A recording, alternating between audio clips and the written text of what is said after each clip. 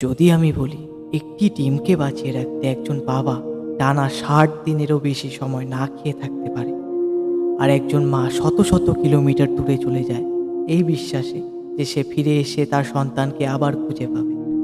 হ্যাঁ, এটা কোনো সিনেমার গল্প নয়, এটা সম্রাট পেঙ্গুইনের গল্প।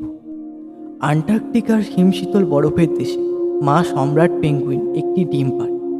তারপর খাবারের খোঁজে তাকে সমুদ্রের দিকে যাত্রা করতে হয়। আর সেই মুহূর্ত থেকেই শুরু হয় বাবার সবচেয়ে কঠিন দায়িত্ব।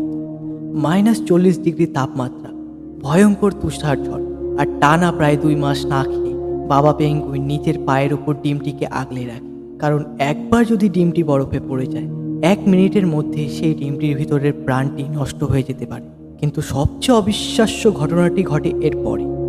হাজার হাজার পেঙ্গুইনের ভিড়ে মা ও বাবা একে অপরকে খুঁজে পায় শুধুমাত্র তাদের নিজস্ব ডাকের মাধ্যমে। তারপর বাবা সন্তানের দায়িত্ব মায়ের হাতে তুলে দেয়।